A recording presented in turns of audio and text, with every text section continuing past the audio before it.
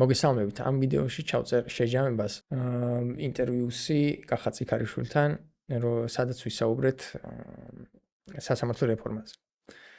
პირველ რიგში განახებთ რა დასკვნები გავაკეთე, ესე იგი ჩვენი სასამართლო სისტემის სქემა როგორ მუშაობს და შემდეგ რა დამატებითი შეკითხვები დამებადა, იმასაც გავყვები. პირველ რიგში ვთქვათ, რომ სასამართლო სისტემის სქემა დაახლოებით ასეთია. ყავს იუსტიციის საბჭო, რომელიც შედგება 15 წევრისგან და ის მართავს ადგილობრივი ერთეულების დახმარებით. ადგილობრივ ერთეულებში ყავს თავმჯდომარეები.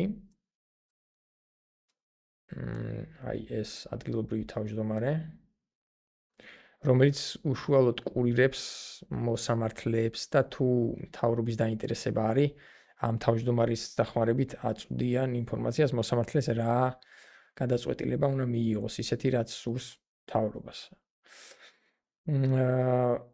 ახალ მოსამართლეებს, ანუ ერთგულ მოსამართლეებს როგორ არჩევენ, როგორც კახა წიქარიშვილმა თქვა, მდივნებისგან, თანაშემწე მდივნებისგან იყვანენ კანდიდატებს, გაატარებენ იუსტიციის სკოლაში და 3 წლით გამოსასწრებლად ნიშნავენ მოსამართლედ. და როგორც ჩანს, წარმატებით რო გაივლის ეს ადამიანი 3 წლის განმავლობაში და ერთგულებას დაანახებს რეჟიმისადმი, მერე ნიშნავენ უბადოდ. ასევე კახა წიქარიშვილმა ახსენა დიდი ფულის სასამართლო, ეგრეთ წოდებული დიდი ფულის სასამართლო, სადაც იხილება 500,000-ზე მეტი ოდენობით თანხებზე დავები. და ამ სასამართლოს გავლით, როგორც ჩანს, ფილტრავენ მოსამართლეებს, ასევე რამდენად სანდოა და რამდენად ერთგულია რეჟიმისადმი და მერე გადაყავთ ზედა ინსტანციებში, ანუ სააპელაციო და უზენაეს სასამართლოში. ისე რომ სააპელაციო და უზენაეს სასამართლოში ფაქტობრივად გაფილტრული კონტინგენტი ყავს რეჟიმს. ეს არის სქემა. როგორც აღნიშნა ბატონმა კახამ, უნდა შეიქმნას ახალი ხელისუფლების პირობებში, უნდა შეიქმნას საპარლამენტო კომისია, რომელიც ამ თლიან სქემას შეისწავლის კარგად და თითოეული მოსამართლის საქმეს შეისწავლის და დადებს დასკვნას. მე დამებადა ასეთი დამატებითი შეკითხვები. დაუშვათ შეიქმნა საპარლამენტო კომისია. მოსამართლეთა კეთილსინდისიერების შემოწმების კრიტერიუმები რა იქნება? ანუ რა მის მიხედვით შევამოწმეთ მოსამართლეებს, ერთი ეგ, მოსამართლემ რომ თქვას შინაგანი წმენით მოქმედებდიო, კომისიას რა არგუმენტი ექნება, მაგალითად დღესდღეობით და ზოგადად ასე არის, მოსამართლე გადაწყვეტილებას იღებს შინაგანი წმენის საფუძველზე. ანუ მოსამართლე არის დამოუკიდებელი და მან თქვა, რომ დამოუკიდებლად შინაგანი წმენის საფუძველზე მივიღე ესა და ეს გადაწყვეტილება. დამატებითი კომუნიკაცია მქონდა კახა წიქარიშვილთან და მან ასეთი პასუხი გამცა. მოსამართლის გადაწყვეტილებების ისტორიაში შეიძლება იყოს აშკარა შეუსაბამობები. მაგალითად, მზია ამაღლებელი ვინც ციხეში გაუშვა, მსგავს საქმეზე გირაო თუ აქვს გამოყენებული, ვერ იტყვის რომ ახლად დამოუკიდებლად მოქმედებდა.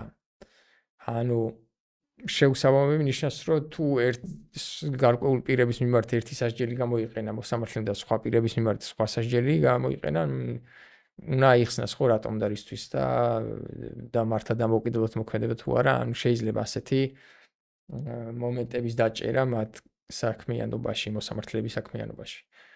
ასევე სხვა პიროვნებამ მოაწოდა იდეა და კარგი იდეა ქონების შემოწმება, ანუ მოსამართლეების ქონება როგორ იზრდებოდა დროთა განმავლობაში წლიდან წლამდე და ასევე კავშირის დაჭერა თუ შეიძლება მათ მიერ მიღებულ არც თუ ისე კეთილსინდისიერ გადაწყვეტილებებსა და მერე რამდენად გაიზარდა მათი ქონება. კომისიისთვის ესეც საინტერესო ასპექტი იქნება შესასწავლად. კიდე ასეთი შეკითხვა დამებადა, კომპეტენციის შემოწმება შედარებით ადვილი იქნება, ან კახა წიქარიშვილმა ახსენა ინტერვიუში, რომ არის ზოგიერთი მოსამართლე, რომელიც დანიშნულია ისევ და ისევ ერთგულების და მათი კომპეტენცია რბილად ვთქვათ შეკითხვებს ბადებსო. ამ შემთხვევაში ჩემი აზრით რა თქმა უნდა ადვილი იქნება თუ ადამიანი არ აკმაყოფილებს იმ კრიტერიუმებს, რაც არის საჭირო მოსამართლედ ყოფნისთვის, მაშინ ასეთი კრიტერიუმების დაუკმაყოფილებლობის შემთხვევების დადგენა შედარებით ადვილი იქნება და ვკითხე რომ დაწერილია ხო ასეთი კრიტერიუმები კანონში და დამიდასტურა რომ კი არსებობს ჩამოწერილი კრიტერიუმები და კანონის მიხედვით არის დარეგულირებული. შემდეგი შეკითხვა, თუ გახდა ადვოკატთა გადამზადება საჭირო. ამ პირების კეთილის ინდიციერება როგორ შემოწმდება, რა კრიტერიუმებით? დაუშვათ თუ კომისია დადებს დასკვნას, რომ ახლანდელ მოსამართლეთა კორპუსში დიდი ნაწილი კეთილის ინდიციერი მოსამართლეა. მათი ჩანაცვლება მოგვიწევს, ხო? კახა ციქარიშვილმა თქვა, რომ ადვოკატები შეიძლება მოამზადოთ შედარებით გამარტივებული წესით და დაუნიშნოთ მერე მოსამართლეებად. ამ ადვოკატების კეთილის ინდიციერებას როგორ ვამოწმებთ, ანუ მათი წარსული სუფთაა თუ არა სუფთაა, მაგ კრიტერიუმებზე დამატებით მუშაობა იქნება, ხო, საჭირო. და მისი პასუხი იყო, რომ კომისიამ უნდა შეამოწმოს ამ ადვოკატების მიერ ნაწარმოების საქმეები, გამოკითხოს მათი კლიენტები, მოусმინოს პროცესზე მათ გამოსვლებს ასე შემდეგ. ასევე ტარდება ძალიან სიღრმისეული გასაუბრებები კანდიდატებთან. თუ საკონსტიტუციო ცვლილებების განხორციელება ვერ მოხერხდა, ყველა კანდიდატი გაივლის კეთილის ინდიციერებისა და კომპეტენტურობის შემოწმებას სხვადასხვა კომისიის მიერ. საკონსტიტუციო ცვლილებების განხორციელება, როგორც ხვდები, საჭირო გახდება სიღრმისეულად სასამართლო კორუფციული სისტემის აღმოსაფხრელად, მაგრამ საკონსტიტუციო უმრავლესობის მიღწევა ძნელია ერთი პარტიის მიერ და ასევე შეთანხმება სხვა პარტიებთანაც ასევე ძნელი მისაღწევია ზოგადად, მაგრამ კი დარწმუნებული ვარ, ოპოზიციურად განწყობილი პარტიების უმრავლესობა დათანხმდება ასეთ საკონსტიტუციო ცვლილებებს, მაგრამ მაინც დაუშვათ ვერ მოხერხდა საკონსტიტუციო ცვლილებების მიღწევა. აი, მაგ შემთხვევაში თქვა კახამ, რომ დამატებით კომისიები უნდა შეიქმნას და ამ კომისიებმა უნდა გაატანონ შემოწმებაზე კანდიდატები, ანუ ის იურისტები, ვინც მერე მოსამართლეებად დაინიშნებიან. დამატებით იმის თქმაც შეიძლება, რომ თუ დიდი კონტინგენტის შეცვლა მოგვიწევს, მოსამართლეების შეიძლება მოხდეს ის, რომ ეტაპობრივად განხორციელდეს ეს ჩანაცვლება, ან ყველას ერთდროულად ვერ გაუშვებ, ხო? მოსამართლეები მოცემულ მომენტში უნდა იყვნენ ვიღაცები. და ან სანამ ეს საპარლამენტო კომისიაზე მოაღნიშნული საპარლამენტო კომისია იმუშავებს, მანამდე პარალელურად სანამ ის საბოლოო დასკვნა დაიდება, უკვე მოხდეს ახალი მოსამართლეების მომზადება. წინასწარ. შემდეგი შეკითხვა. მოსამართლეთა არჩევითობის შემთხვევაში იუსტიციის საბჭო ჩაატარებს ამ არჩევნებს, ან CSK ეგრეთ წოდებული CSK ვინ იქნება.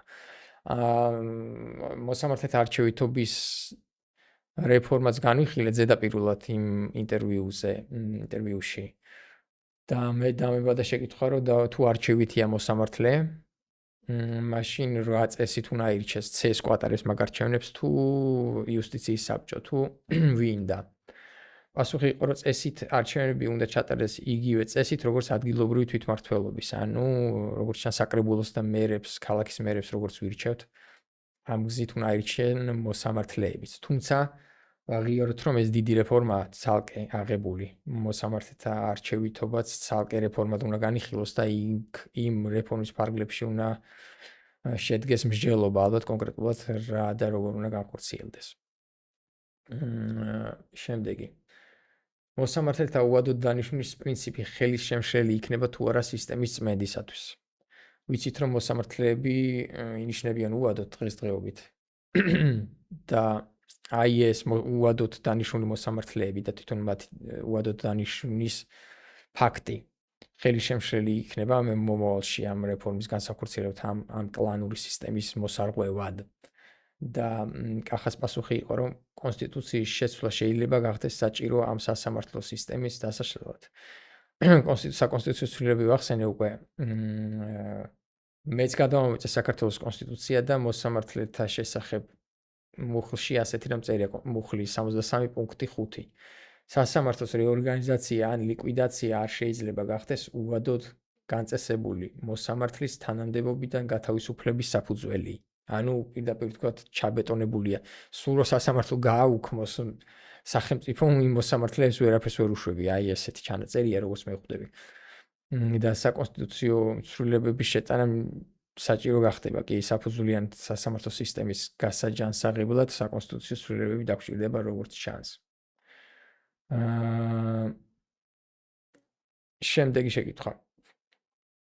ნაფიცი მსაჯულები თუ არჩევითი უბრალოდ ამას პასუხი ვერ მივიღე, ანუ ეს ალბათ დამატებით მსჯელობას მოითხოვს არჩევითი იყოს მოსამართლე თუ ნაფიც მსაჯულები იყვნენ თუ შერეული სისტემაც შეიძლება იყოს, ანუ ყავდეს არჩეული მოსამართლეებიც, ყავდეს ნაფიც მსაჯულთა ინსტიტუტიც, ანუ კონდეს ნაფიც მსაჯულთა ინსტიტუტი და ბრალდებული ირჩევდეს, აირჩევს არჩეულ მოსამართლეს, აირჩევს ნაფიც მსაჯულებს თუ აირჩევს სახელმწიფოს მიერ დანიშნულ მოსამართლეს. ესეთი შერეული სისტემა არსებობს საერთოდ. ამაზე პასუხი ჯერ ვერ მივიღე, მაგრამ მე მომავალში ვიმსჯელებთ, ალბათ. ზოგადად როგორ ვიცავთ მოსამართლეს? როგორ ვიცავთ ბრალდებულისგან, ანუ მხარისგან, ეს ალბათ უკვე ცნობილი პრაქტიკა იქნება და შესასწავლი მაქვს მე პირადად ალბათ და რამე თუ ვერ გასაუმჯობესებელი სასამართლო სისტემაში უნდა გაუმჯობესოთ და ასევე მთავრობისგან საზოგადოებამ როგორ შეიძლება დაიცვას მოსამართლე. მაგალითად ნათია წკეპლაძე ახსენა კახამ იმ ინტერვიუში, რომელიც იყო მიხეილ სააკაშვილის რეჟიმის დროს მოსამართლე და დაუმორჩილებელი მოსამართლე იყო, ანუ სახელმწიფოს ან მთავრობის სასარგებლოდ გადაწყვეტილებებს არ იღებდა, იდგა პრინციპულად თავისაზე და ასე შემდეგ. მის წინააღმდეგ ის გამოიყენეს, რომ მნიშვნელოვანი საქმეები არ მისდიოდა მას და სახელმწიფოსთვის შედარებით უმნიშვნელო საქმეებს აძლევდნენ. მაგრამ ხო შეიძლება უფრო მეტი ზეწოლაც იყოს მოსამართლეებზე, ან საზოგადო რამე მექანიზმები შეიძლება შევიმუშაოთ კეთილსინდისიერი პატიოსანი მოსამართლეები რომ დავიცვათ საზოგადოება. არ ვიცი პასუხი რა არის, კახას პასუხი ასეთია. თუ კი მოსამართლე დანიშნავ წესიერ ადამიანს, ის მზად უნდა იყოს გაუძლოს ყოველგვარ ზეწოლას, ამაში ტრენინგებიც უნდა ჩაუტარდეს. შემდეგ იუსტიციის სკოლას ვახსენეთ იმ ინტერვიუში და საინტერესოა იმ იუსტიციის სკოლაში სწავლების ხარისხი როგორია და გასაუმჯობესებელი იქნება თუ არა. ნუ ეს ცალკე თემაა კიდე. და ზოგადად რაც კახამ ახსენა, ყურადსაღები ინდიკატორები დავასკვენი, რომ არის შემდეგი ორი როგორც მინიმუმ, რომ გამოტყუნებელი განაჩენების პროცენტულობა ზოგადად რამდენია ისეთი საქმე, სადაც სახელმწიფოს სასარგებლოდ იღებს მოსამართლე გადაწყვეტილებას და ამტყუნებს მოქალაქეს, ხო? პროცენტულად რამდენია ასეთი საქმეები და იგივე მოსამართლეების არჩევა იუსტიციის საბჭოში მოსამართლეები თავიანთ კორპუსიდან წარადგენენ კანდიდატს და თვითმმართველობა კონსტიტუციაში წერია ეს, რომ თვითმმართველობა ირჩევს მათ წარმომადგენლებს იუსტიციის საბჭოში და კახამ თქვა ასეთი რამე, რომ თუ ყოველ არჩევნებზე ერთი და იგივე კანდიდატია და ყველა უმრავლესობა 300-დან 270 ადამიანი იმას აძლევს ხმას და ასეთი გამეორებითობა და ერთგვაროვნება მიმანიშნებელია, რომ რაღაც თლად ჯანსაღი არ არის სასამართლო სისტემა და თლად თავისუფალი არ არის. ასეთი დასკვნები გავაკეთე პირველი ინტერვიუდან, როგორც წინაზეც თქვი, დიდი თემა სასამართლო რეფორმა და მე ვისურვებდი, რომ ჩვენმა გუნდმა გავაგრძელოთ ამაზე მუშაობა. მადლობთ ყურადღებისთვის.